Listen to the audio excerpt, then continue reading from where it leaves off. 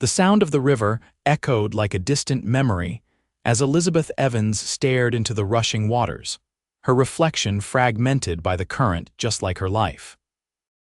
Dressed in mourning black that stood stark against the golden landscape of Wyoming Territory in 1875, the 24-year-old widow had come to this spot every day for a week, seeking answers from a river that held only silence.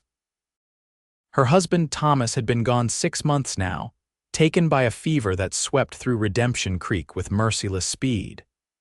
Their 2 years of marriage had ended as abruptly as a gunshot, leaving her alone with a small homestead and memories that haunted her like ghosts. Elizabeth didn't hear the approaching hoofbeats over the rush of water. She didn't notice the tall figure dismounting from a chestnut quarter horse until the pebbles crunched under his boots just feet away. Even then, she didn't turn. "Pardon me, madam," came a deep voice tinged with a southern drawl. "Mind if I water my horse? Been riding since dawn." Elizabeth kept her eyes on the river. It's free country. The stranger led his horse to drink, then, to her surprise, settled himself on the riverbank beside her, leaving a respectful distance between them. She glanced sideways. His profile was sharp against the afternoon light, strong jaw shadowed with several days' growth, straight nose, and eyes that squinted slightly against the sun. His clothes were trail-worn but clean enough, and the Colt revolver at his hip looked well-maintained.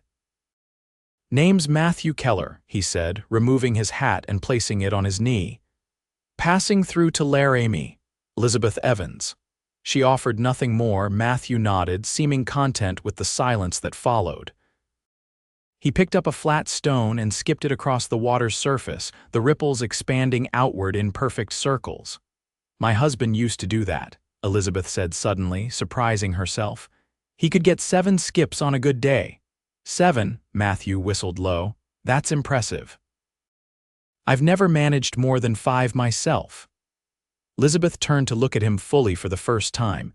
His eyes were a clear hazel, crinkling at the corners as he smiled at her. She guessed him to be around 30, with sun-weathered skin and a small scar above his right eyebrow. "You're in mourning," he observed quietly. 6 months now. My condolences, Mrs. Evans." She nodded, appreciating that he didn't offer empty platitudes or ask how it happened. They sat in companionable silence as the sun dipped lower, painting the sky in shades of orange and pink. "Where are you staying in town?" Elizabeth asked finally, feeling the chill of evening approach. "Haven't figured that out yet, just arrived today."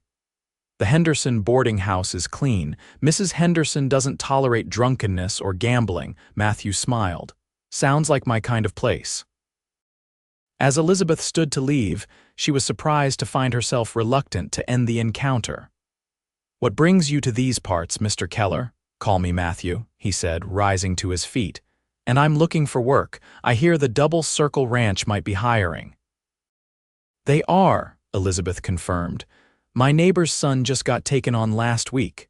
She dusted off her skirts, noticing how Matthew respectfully averted his eyes as she did so. "Well, Mr. Keller, I should be getting back. It's a mile walk to town." "I'd be happy to give you a ride, madam." "Chestnut here is gentle as they come." Elizabeth hesitated. It would be improper to accept, but dusk was falling and the path back to town would soon be dark. "Thank you, but I couldn't impose." "It's no imposition, Mrs. Evans. It wouldn't sit right with me to let a lady walk alone at this hour." After a moment's consideration, she nodded. "Very well, I appreciate your kindness." Matthew helped her mount, his hands strong but gentle at her waist as he lifted her onto his horse. He then swung up behind her, keeping a respectful distance as he took the reins. Elizabeth was acutely aware of his presence, the clean scent of his soap mingling with leather and trail dust, the steady rhythm of his breathing. The ride back to town was brief but meaningful. Elizabeth found herself pointing out landmarks: the old oak where the town had once held hangings, the creek that flooded every spring, the hillside where wildflowers bloomed in spectacular abundance come May. "You know this land well," Matthew observed. "I've been here 4 years." Came west with Thomas after we married. He had dreams of building something permanent here. Her voice caught slightly. He's buried on our homestead under the cottonwood tree he planted our first year. Matthew was quiet for a moment. A man's dreams don't die with him, Mrs. Evans. They live on in the people who shared them. When they reached the edge of town, Elizabeth directed him to a modest house with a small garden out front. As he helped her down, their hands lingered together a moment longer than necessary. "Thank you for the ride, Mr. Keller." "My pleasure, Mrs. Evans." He replaced his hat. "Perhaps I'll see you at the river again sometime." "Perhaps," she said, though they both knew it wasn't a coincidence that she visited the same spot daily.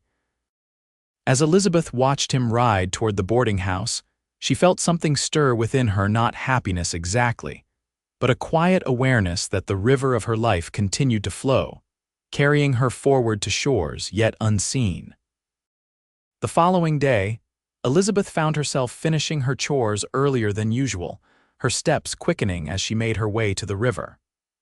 She told herself she wasn't hoping to see Matthew Keller again, that her daily ritual was about honoring Thomas's memory, not seeking new companionship. Yet her heart betrayed her when she spotted the chestnut horse grazing nearby and Matthew sitting at the riverbank, whittling a piece of wood with a small knife. "Afternoon, Mrs. Evans," he said without looking up, as if he'd sensed her approach. "Mr. Keller." She settled beside him, smoothing her skirts. "Did you find work at the Double Circle?" "I did." He blew wood shavings from the small figure taking shape in his hands. "Starting tomorrow, ranch foreman seems decent enough." "That's good news." Elizabeth watched his hands work the wood with skill and precision. "What are you making?" He held it up, a small, elegant bird beginning to emerge from the pale wood. "Just passing time. My father taught me, said a man should be able to create something beautiful with his hands." "It's lovely," she said, genuinely impressed. "It's yours when I'm done." Before she could protest, he added, "Did you grow up out west, Mrs. Evans?" Elizabeth shook her head. "Pennsylvania. My father was a schoolteacher. I was teaching myself before I married Thomas." "A schoolteacher," Matthew nodded appreciatively. "That explains your way with words. You speak more properly than most out here. And you, Mr. Keller, you have a southern accent, but it's not as pronounced as some I've heard. Born in Virginia, raised in Kentucky after the war." Something flickered across his face, an old pain quickly masked. "Left home at 16, been moving ever since." "And your family?" "Lost my father at Antietam. Mother remarried a few years later, good man, but we never quite saw eye to eye. 2 younger sisters, both married now with children of their own." As they talked, the afternoon passed with surprising ease. Elizabeth found herself laughing at Matthew's stories of his travels, of the time he'd accidentally bought a horse that was afraid of water, or when he'd gotten lost in Colorado and ended up at a mining camp where the men hadn't seen a newcomer in months. "They practically adopted me," he chuckled. "I stayed 3 weeks helping repair their equipment before moving on." "You seem to have a gift for finding your place wherever you go," Elizabeth observed. Matthew's expression grew thoughtful. "I suppose I've always been good at adapting." "But there's a difference between finding a place and making a home." The sentiment resonated deeply with Elizabeth. Since Thomas's death, she'd maintained their homestead, but it had ceased to feel like home without him to share it. "Do you mind if I ask how you lost your husband?" Matthew asked gently. Elizabeth took a deep breath. "Fever. It swept through town last winter. Thomas was helping Dr. Wilson tend to the sick when he fell ill himself." Her voice strengthened with pride. "He saved many lives before his own was taken. A brave man, he was." Elizabeth looked at Matthew directly. "And what of you, Mr. Keller? Have you ever been married?" "No, madam. Came close once, back in Kentucky. Her father didn't approve of a man with no prospects and itchy feet." He smiled ruefully. "Can't say I blame him." As the sun began to set, Matthew offered her another ride back to town. This time, Elizabeth accepted without hesitation. Their conversation continued easily during the journey, and when they reached her house, Matthew handed her the finished wooden bird. "It's a meadowlark," he said. They sing even when the sky is gray. Elizabeth cradled the carving in her palm, touched by both the gift and its meaning. Thank you, Matthew. It was the first time she had used his given name, and the significance wasn't lost on either of them. Good evening, Elizabeth, he replied softly, tipping his hat before riding away. That night, Elizabeth placed the wooden meadowlark on her bedside table next to the daguerreotype of Thomas. For the first time in months, she slept without dreams of loss. Over the next 3 weeks, their riverside meetings became a cherished ritual. Sometimes they talked for hours, other times they simply sat in comfortable silence, watching the water flow by. Elizabeth learned that Matthew had fought briefly for the Confederacy before deserting after witnessing the horrors of Shiloh, that he could recite Shakespeare from memory, and that he dreamed of someday owning enough land to raise horses. Matthew discovered Elizabeth's passion for literature, her talent for sketching landscapes, and her quiet determination to maintain the homestead Thomas had loved, despite the difficulties she faced as a woman alone. Word traveled fast in Redemption Creek. Elizabeth soon noticed the sidelong glances from townspeople, the whispers that followed her through the general store. Widow Evans spending time with a drifter, some barely a half-year in mourning. People are talking, she told Matthew one afternoon as they walked along the riverbank instead of sitting at their usual spot. Does that trouble you? He asked, hands clasped behind his back as he matched his stride to hers. It shouldn't, but I worry about dishonoring Thomas's memory. Matthew stopped walking, turning to face her. Elizabeth, honoring someone's memory doesn't mean stopping your own life. From everything you've told me about Thomas, he sounds like a man who would want you to find happiness again. Perhaps, she said, uncertain, but it's too soon. The townspeople will always find something to talk about, Matthew said gently. But only you can decide when your heart is ready to move forward. They resumed walking, and after a moment of silence, Elizabeth asked, "How long will you stay in Redemption Creek?" The question had been on her mind for days. Matthew Keller was a wanderer by his own admission. She had no reason to believe this place would hold him any longer than the countless others he'd passed through. I don't know, he answered honestly. The ranch work is steady and I've saved some money, but you've never stayed anywhere long, she finished for him. No, I haven't. The unspoken hung between them that perhaps he might have reason to stay now, but neither was ready to acknowledge it. As May turned to June, Elizabeth found herself looking forward to their meetings with an intensity that both thrilled and frightened her.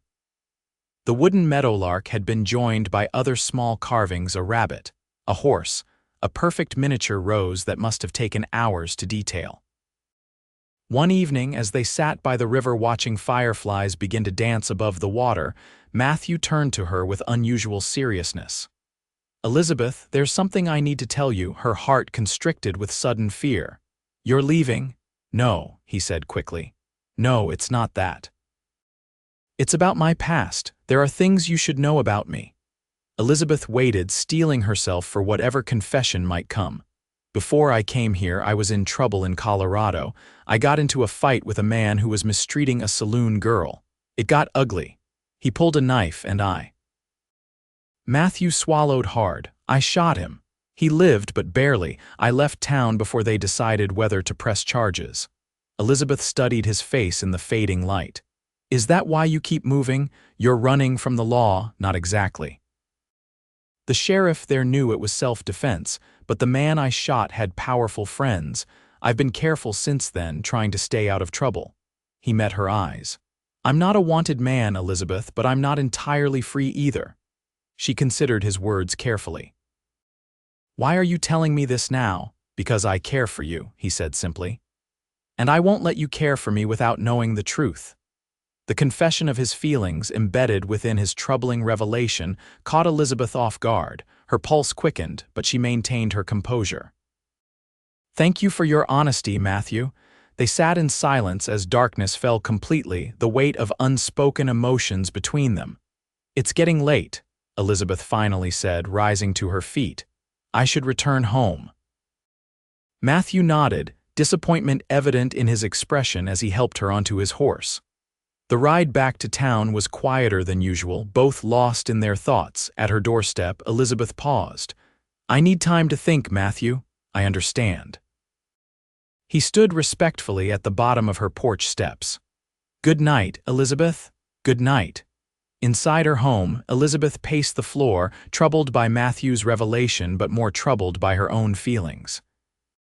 She had not expected to find herself caring for another man so soon after Thomas's death. Yet here she was, her heart pulling her toward Matthew Keller despite the risks his past presented. For 3 days, she avoided the river, throwing herself instead into work around her homestead. She repainted the front porch, mended fences, and spent hours in her small vegetable garden, as if physical labor could somehow clear her conflicted mind. On the 4th day, a knock at her door revealed Sarah Henderson, the boarding house proprietress, standing on her porch with a concerned expression. "Elizabeth, dear, I thought you should know Mr. Keller's given notice. Says he'll be moving on at the end of the week." The news hit Elizabeth like a physical blow. "Did he say why?" Sarah shook her head. "Not to me, but he's been mighty solemn these past few days, barely touches his meals." She patted Elizabeth's hand. "Now, I don't mean to interfere, but I've seen how you two look at each other. Whatever's happened between you, perhaps it's worth sorting out before he leaves." After Sarah departed, Elizabeth stood motionless in her kitchen, realization washing over her. The prospect of Matthew leaving brought clarity she didn't want him to go.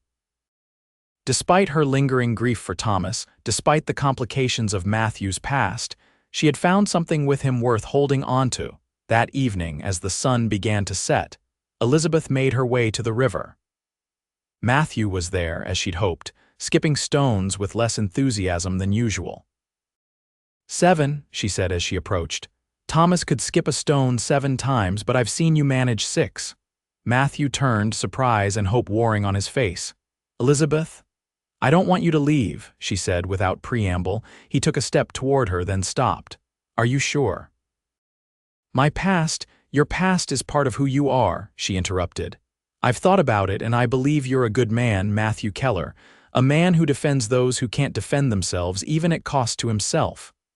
"I've made mistakes, we all have." Elizabeth moved closer. "I've made one these past days, staying away when I should have been honest with you." "Honest about what?" His voice was barely above a whisper. "That I care for you too, that it frightens me how quickly you've become important to me. That I feel guilty for having these feelings when Thomas has been gone such a short time." Matthew closed the distance between them, taking her hands in his. "Elizabeth, loving again doesn't diminish what you had with Thomas. It honors, it shows that he taught you how to love well, how to recognize it when it comes again." Tears filled her eyes at his words. "I'm not ready to call this love yet, Matthew, but I'm not ready to let you go either." He smiled, the warmth reaching his eyes. "Then I won't go. I'll stay as long as you want me to. And if that's a very long time, then I'd say my wandering days might be coming to an end." Elizabeth felt a weight lift from her heart as Matthew gently brushed a tear from her cheek. They stood together by the river where they'd first met. The water's constant flow a reminder that life, like the current, moved ever forward, carrying new possibilities to those brave enough to embrace them. In the weeks that followed, Elizabeth and Matthew established a new rhythm to their relationship. He continued working at the Double Circle Ranch, earning a reputation as a skilled horseman and reliable hand.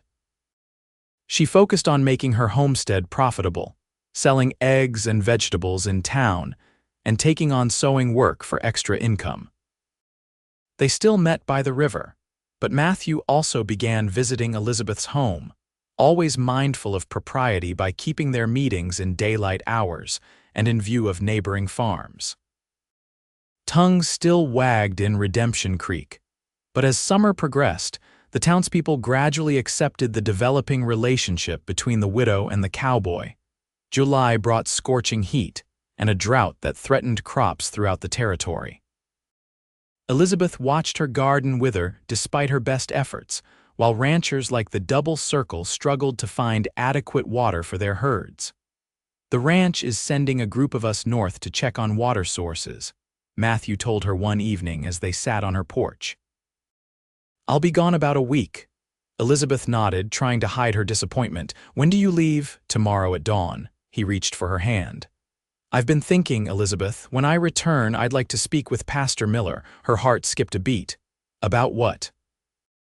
Matthew's eyes held her steadily. "About us, about making this proper." He squeezed her hand. "I'm not proposing right this moment. I want to do that right when the time comes, but I want you to know my intentions." Elizabeth felt a rush of emotion, joy mingled with the slightest hesitation. "Matthew, are you certain? You've spent your life moving from place to place. And now I've found where I want to stay." His voice was sure, without a trace of doubt. "With you, if you'll have me." Elizabeth's smile was answer enough. They sat together as twilight deepened into night, speaking of possibilities and plans, of joining her homestead with his savings to create something lasting together. The week of Matthew's absence stretched interminably for Elizabeth. She found herself standing in the doorway each evening, watching the road for a rider who wouldn't appear for days yet. To occupy herself, she began cleaning out Thomas's old trunk, something she'd avoided since his death. Among his possessions, she found a letter she'd never seen before, addressed to her in his familiar handwriting. With trembling fingers, she broke the seal. "My dearest Elizabeth," it began.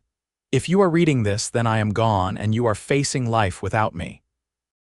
Know that loving you has been the greatest joy of my life, and my only regret in leaving this world is leaving you alone. But you are strong, my love, stronger than you realize. Your heart has such capacity for joy and love too much to be buried with me. Someday, when grief's sharp edges have softened, I hope you will find someone worthy of that heart, someone who sees your spirit as clearly as I did.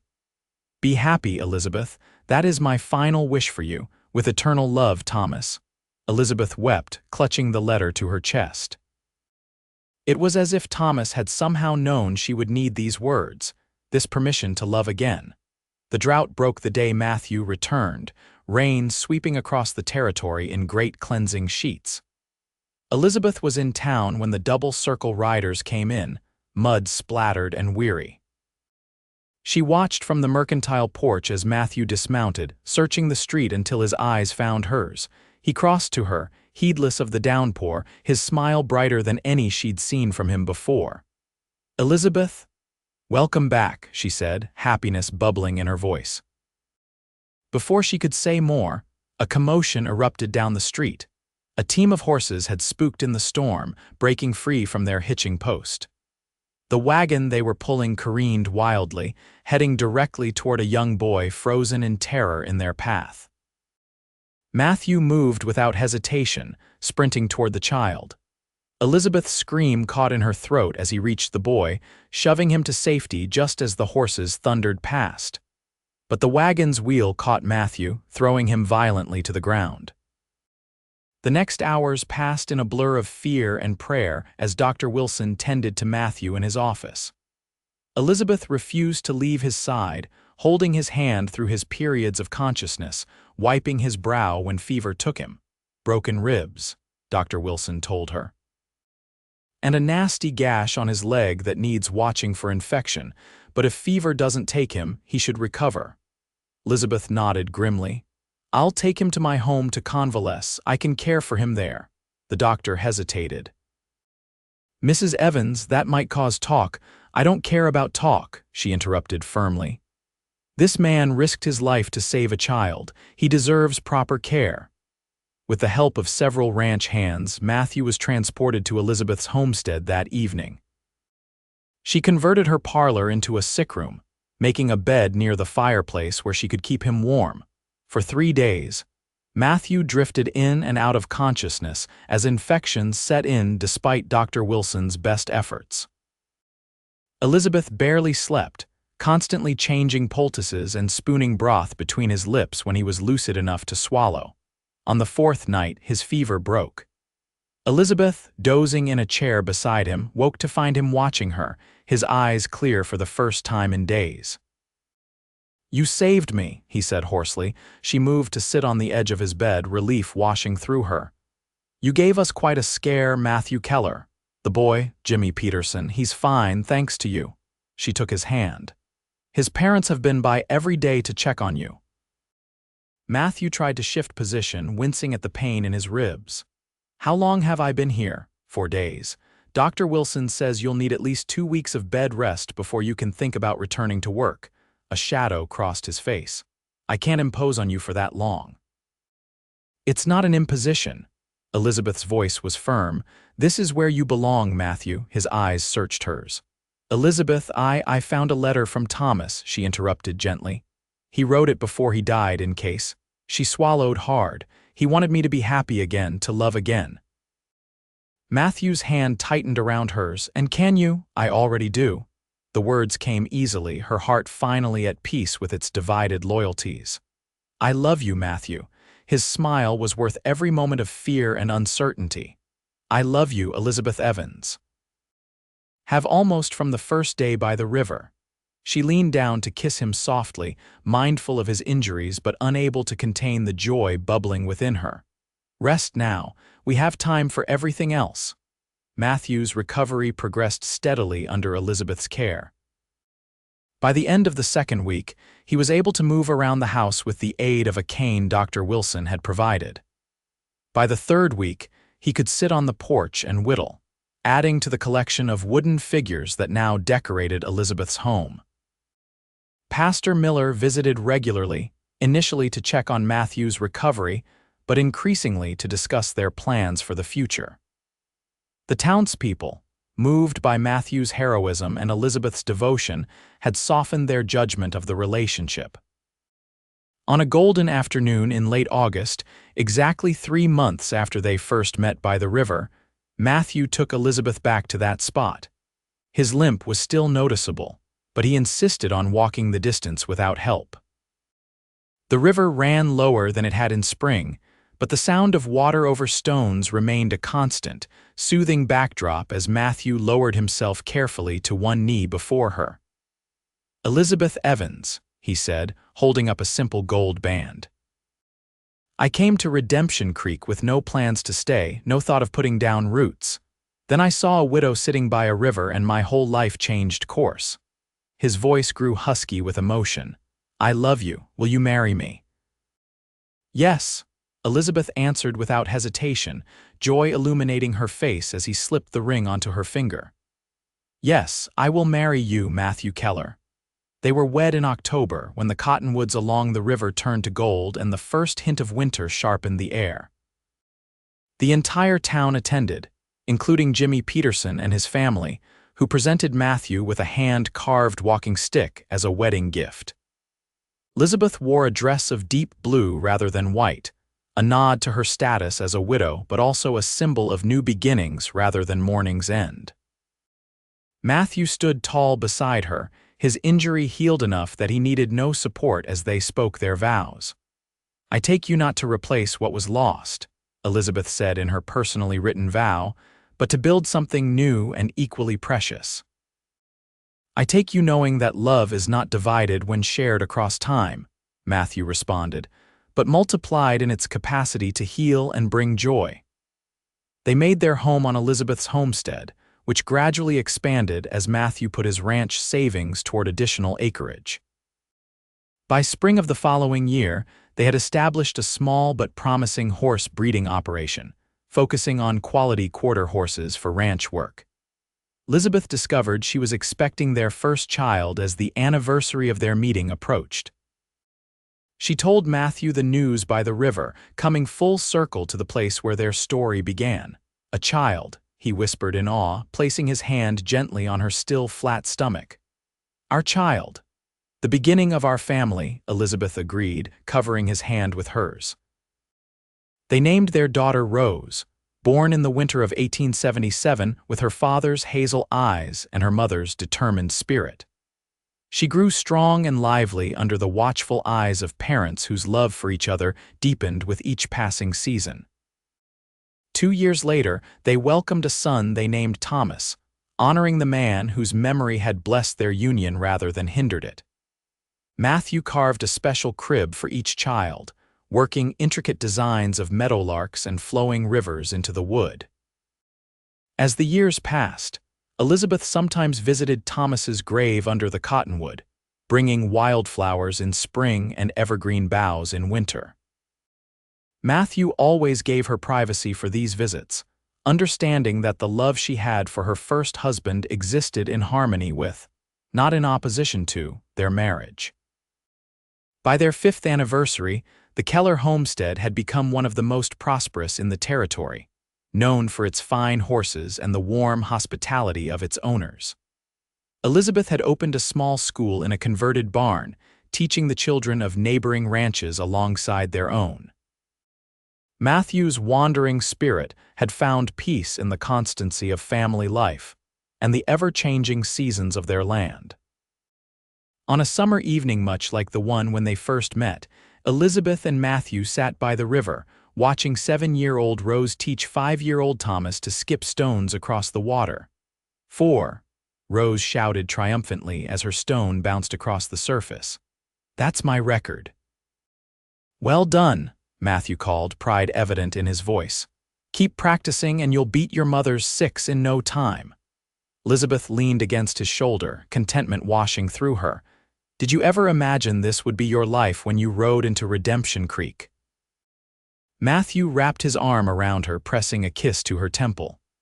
"Not in my wildest dreams. I was just looking for work, maybe a place to rest before moving on, and instead you found a widow by a river. The best detour I ever took." His voice was warm with love as he watched their children play. "Thank you for giving me a reason to stop wandering." Elizabeth smiled, thinking of the journey that had brought them here, from grief to hesitant friendship, from cautious affection to enduring love. "And thank you for showing me that life continues to flow, like this river, carrying new joys even after great sorrow." As twilight descended, painting the landscape in shades of purple and gold, the Keller family walked home together along the riverbank. Behind them, the water continued its eternal journey, a witness to their story and the countless others that would unfold along its shores in years to come. And in the gentle night breeze, if one listened closely, perhaps the whisper of a promise could be heard that love, like the river, never truly ends but merely changes form, flowing ever onward toward horizons yet unseen.